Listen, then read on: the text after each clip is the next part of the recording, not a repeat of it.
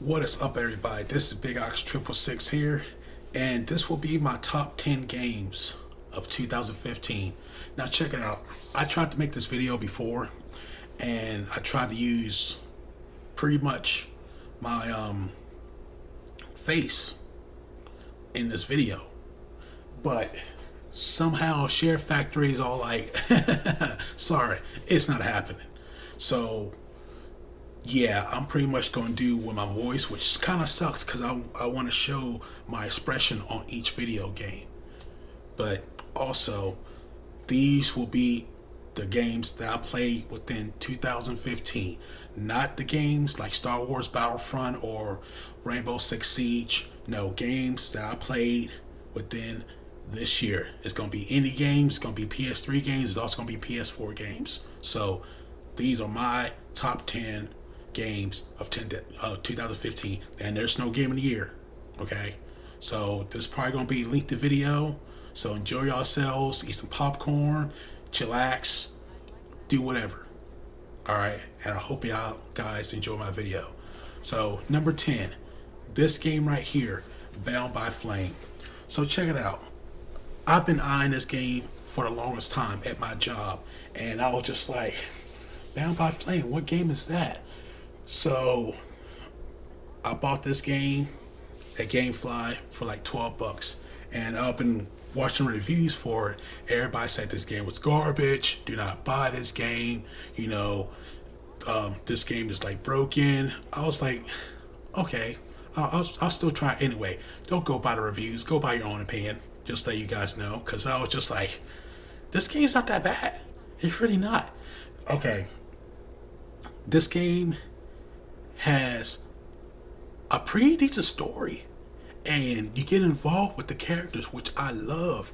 I love games like that pretty much you get attached with the characters and your AI companions, and it has that Dragon Age slash Mass Effect style to it, and I love stuff like that. I really do.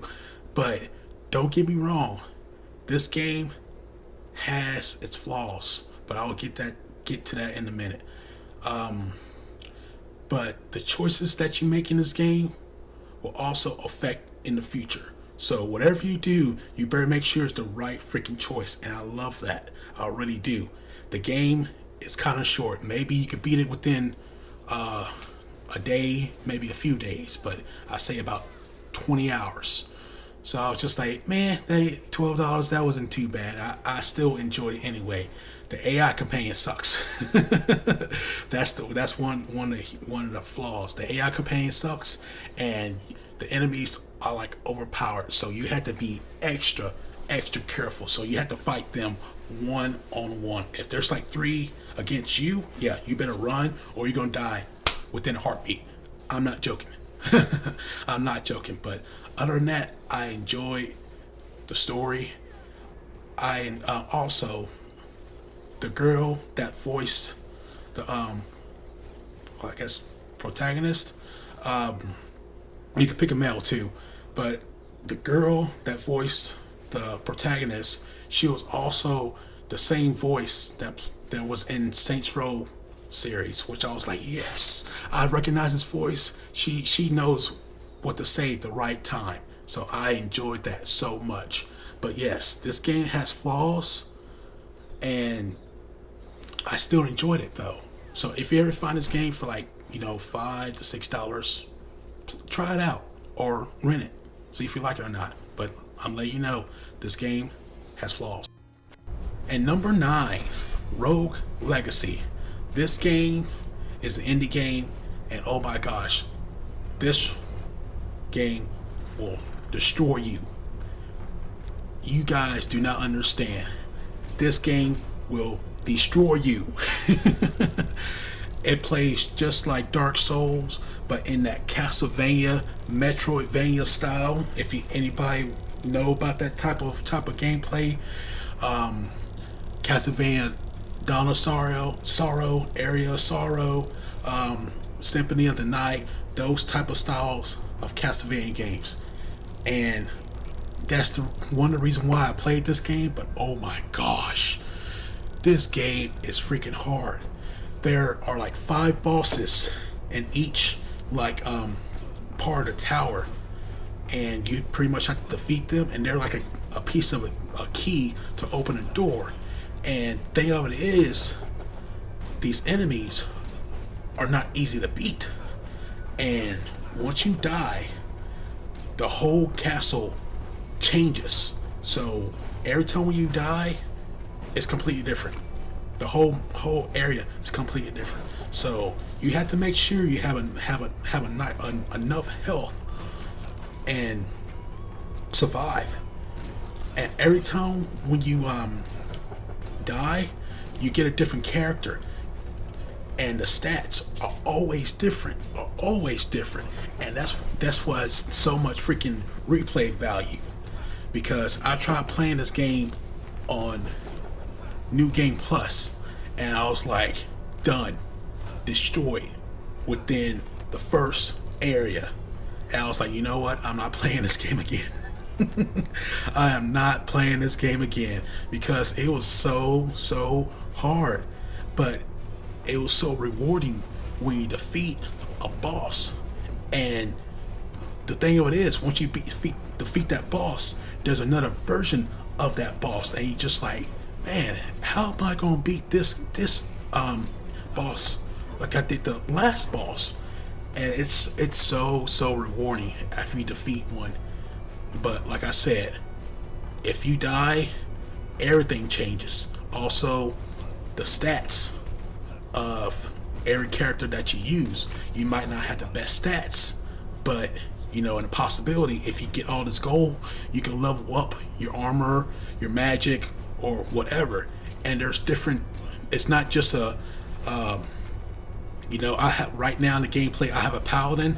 Next one you might have a mage, or the next one might be a necromancer. It just depends what type of character that you have. Now there are some characters that are like horrible to use, and their stats are like horrible to use as well. One might have like a bunch of health, or to be subtracted about that, you cannot use the map at all. So stuff like that, it's sort of a good bad situation. So if you ever find this game for like dirt cheap on a PlayStation Store, I'm not quite sure if the Xbox One has it, but if you want a challenge, this game right here will like test your skills. Like seriously, I'm not playing. But like I said, once you beat a boss, it is so rewarding. But if you ever find this game, check it out. I don't know if they have a demo or not, but it was free on a PlayStation Plus. So yeah, if you get a chance, try it out. At number 8, Infamous First Light. This game is the prequel of Infamous Second Son. I played the Infamous series, the first one and second one, on a PS3. I love the second one because the story of it, and also the action and the gameplay was so amazing, and I freaking loved it. But this one right here, I enjoyed the story of Fetch so much that I platinum the game because I enjoyed it that much.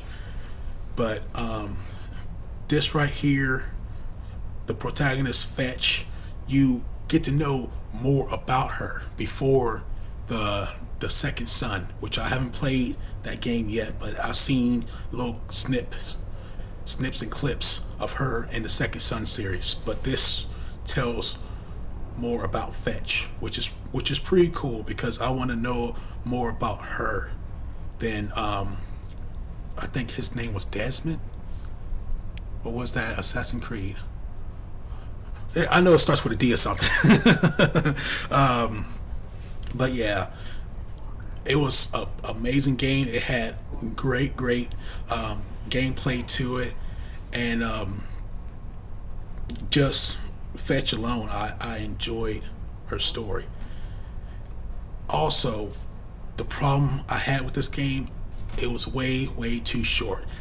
And I was just like, man, I want to know so much about this girl, but it's only like what 6 to 7 hours you could beat this game, just the main story. And I was just like, man, that sucks so freaking bad.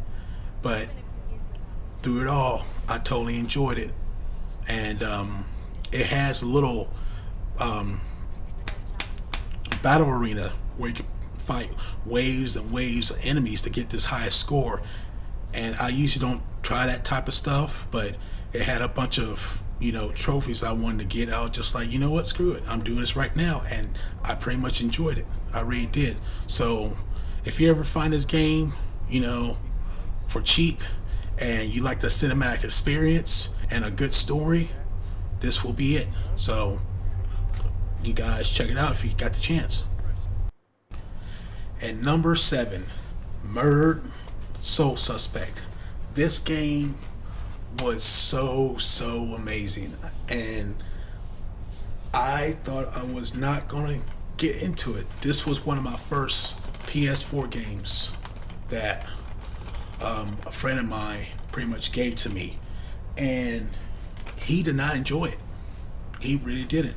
I guess it was probably the story or what, but also a bunch of people gave this game a bunch of crap because it was completely different. It's not the ordinary game. Da da da da da. You know what? Screw you guys. This game was awesome. Sure, it was completely different. It was trying to tell you a story, and I love games like that. Basically, you're a detective that just got killed, and you pretty much turn to a ghost, and you try to find the person that killed you. Also, it has a bunch of clues of the town itself, and also, the other ghost victims that you help out as well, which was kind of different, because if you help these guys out, they actually tell you more about themselves and figure out how they got killed, and if you do it, they go to the afterlife, which was pretty freaking cool. But also, the clues that you find are so detailed, it like blew my mind that it actually played a good story. And I was like, I must know more about this town. And if you find enough clues, you'll find out more of what happened. And it had a huge twist at the end that I did not expect at all. And I was like, yeah, I loved it. I loved every bit of it. So this was a great game. But it's my opinion, you could probably find this game for like dirt cheap.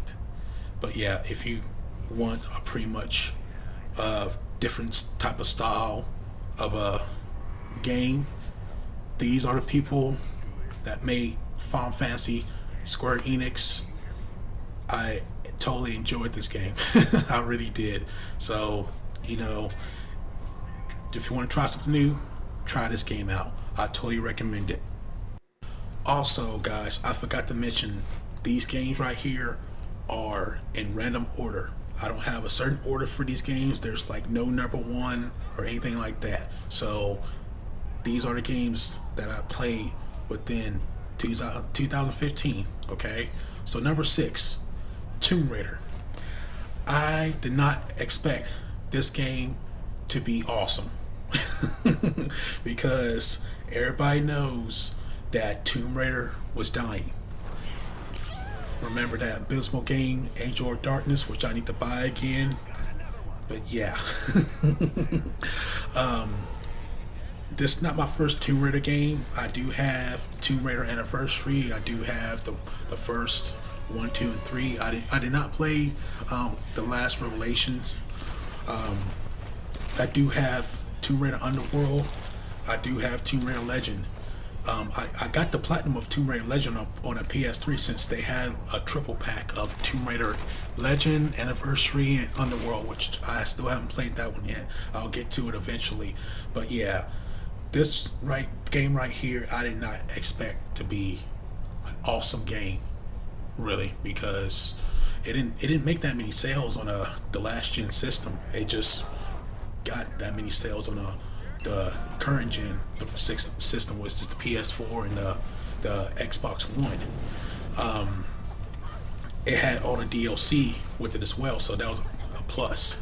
And I can't wait for the next Tomb Raider game, or Rise of the Tomb Raider, which I know it's a Xbox One exclusive for right now, but it's gonna come to the PS4 eventually, and with all the DLC. But I'm pretty much gonna wait.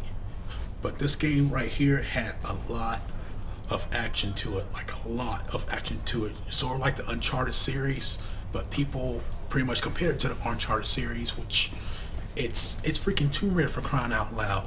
And who freaking cares? But everybody's all like, oh, it should be like this, it should be blah blah blah blah blah. Well, you gotta realize this game this game came out before Uncharted. The Tomb Raider series came out before Uncharted. Actually, to be technical, the Indiana Jones games came out before Tomb Raider. So how you like that crap? But this game was awesome. It had a great story to it and great gameplay. So if you guys get this game, it's worth playing. It's on PS3 and 360. I recommend it. Hey guys, we're halfway done with my top 10 video games of 2015. The next couple of games, I don't have any type of gameplay footage because I don't have a capture card on my PS3, so you're pretty much gonna have to bear with me and check out my ugly face. So let's get to it. Number 5, Spec Ops: The Line. This game, I did not expect it to be good. A friend told me to play this game, and you'll be surprised, which he was correct. This game is a third-person shooter, and just what's going on with the game itself and the huge twist at the end, which I did not expect what was going on. And it makes sense after you play the game, actually when you get further into the game. I highly recommend you guys playing this game. It should be like $3 or $4 at GameStop. So check this game out. Spec Ops: The Line. Good game. Totally good game. Number 4, Transformers War for Cybertron. I, picked up this game a few years back and I never got the chance to play it. So I was just like, you know what? Let's try Transformers, because I want that old childhood style nostalgia back. And I was right. It had that old school style Transformers game to it. I still need to play Fall of Cybertron. Everybody said this one's better than the original one, but I will play that one in the near future. And I was just like, I love this game, so I can't wait to play for the next one. So if you ever find that Transformers game, I haven't played Devastation. That's supposed to be like the newest one that came out on a Xbox One and PS4, and also the Transformer Devastation is the creators of Platinum Games made that game.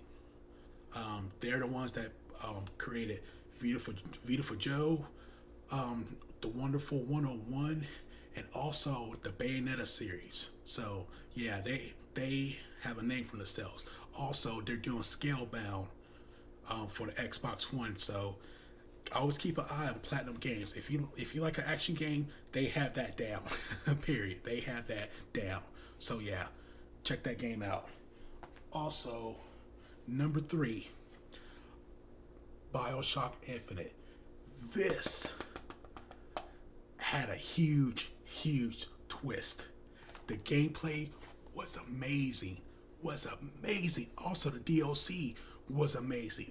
And the ending oh my god, the ending was such a mind-blowing experience because I played this ending. I was just like, what just happened? I had to go call my best friend for her to explain it to me of what happened at the end. But she explained it to me, and I was just like, well, son of a bitch. That makes total sense. I mean, it just gives you hints and clues of what happened, you know, throughout the whole story. But it's all in riddles. That's the thing. Till you understand the whole game, I was just like, bravo, bravo. And the DLC with the game was great as well. Like, so great, and I enjoyed it. That's the thing. I enjoyed this one. This time, I love BioShock 2, but this one right here, it tops it. Freaking tops it. So if you ever played BioShock Infinite, play it. If you ever got a chance. It might be on, they might make another like remastered edition for it on a PS4. I'm not quite sure. I'm just pretty much blowing smoke out my ass. So if you ever get the chance to play it, trust me, play it. It's totally worth it. And my number 2 game of 2015 is Super Smash Bros. For the Wii U. This game right here, I enjoy this game so much. I will always go back to this fighting game on the Nintendo Wii U. I know the systems is irrelevant right now, but this right here, I always enjoyed because it reminds me of Super Smash Bros. For the Super Smash Bros. Melee for the GameCube, and I enjoyed that one. The only problem I have with it is Zelda and Sheik is 2 characters instead of 1, which I freaking hate. I hate it, but what can you do? I mean, they changed a bunch of stuff in the game, so can't do nothing about it, but it's still enjoyable. I mean, they have added a bunch of characters like Roy from Fire Emblem, Mewtwo. They even have Ryu from Street Fighter. Yes, Ryu from Street Fighter. Never would expect him being on a Smash Brothers game. And also Cloud from Final Fantasy VII, soon to be an add-on to this Smash Brothers game. So yeah, they have a bunch of characters. I think it's either 50 characters, maybe more. I could be off on that, but this game is a great fighting game. If you like Super Smash Brothers, get yourself a Wii U used, because this game is amazing, totally amazing. I highly recommend it. And my number 1 game, well, not number 1, but pretty much the game that I enjoyed of 2015 is blah blah blah blah blah blah. Can't talk. Shadows of the Dam for the PS3 and 360. That game right there had so much dick jokes. It was so funny, and I enjoyed it so much that I got platinum for it. I played the game 3 times because I enjoyed the story so much, even though the hardest difficulty was kind of challenging, but I did it anyway. But that is my top 10 games of 2015. Like I said, they weren't in order. It was just pretty much the games I enjoyed. I want to do an honorable mentions to be exact, because the share factor is pissing me off. You don't know how many times I make this video, like really. So I hope I could do honorable mentions. If not, I'm sorry. But if you like the video, give it a thumbs up. If not, give it a thumbs down. Tell me your thoughts of your top 10 or top 5 games of 2015. I would love to know, pretty much your games. But anyways, this is Big Ox 666. Y'all stay awesome and play video games. I'll see you next time. Thanks for watching. Hey guys, it's Big Ox 666 here, and I guess Share Factory is letting me do my honorable mentions, which is pretty freaking cool. You guys have no idea how many times I had to redo this video, like seriously. But let's hop into it. One of them is Dark Souls 2, Scholar of the First Sin on a PS4. I made a video of this. This would have been my top 10 if my data did not freaking erase, which I was so pissed off because I had over 100 hours within this game and I had one more boss, but I was pretty much doing a DLC just to add more time to my gameplay, and it just completely erased. But it would have been definitely in my top 10. Also, Lollipop Chainsaw for the PS3. This game is basically the same creators of Shadows of the Dam, the Suda51 developers. This game was pretty much just fan service. It was still enjoyable. It really was, but it was just fan service. So it was pretty short and pretty decent game, but like I said, straight up fan service. Lords of the Fallen for the PS4. This game is a watered down Dark Souls series.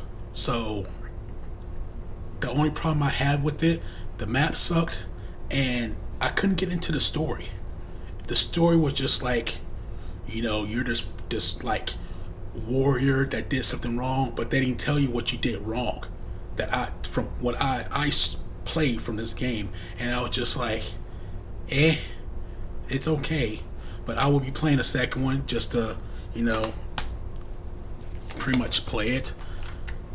But also, another one, Deadpool for the PS3. This game was awesome, freaking awesome. Problem is, you could beat this game within like 5 hours, probably less than that if you just run through it.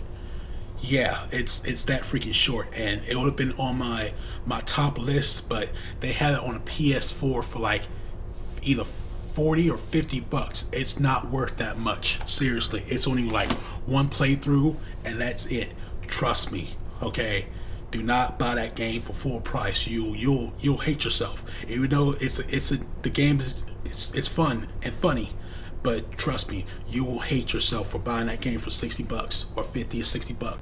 And my final honorable mentions is Mass Effect Trilogy. Only I beat Mass Effect 1 and 2. If you never played the Mass Effect series, I highly recommend you playing at least 1 and 2 so far. I'm still playing a third one, but I got a few other games I need to finish first because I just finished the second one and I don't want to burn myself out.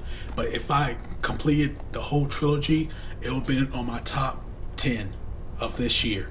So I highly recommend you guys playing Mass Effect series if you ever get the chance to. I highly recommend it. Unless you don't like that cinematic experience or that RPG experience, do not play it. But I'm telling you, this has a great sci-fi story to it. I highly recommend it. But yeah, these are my honorable mentions. And like I said, Share Factory was being a pain in the butt, but I also appreciate you guys watching my videos. I really do. You guys have no idea. But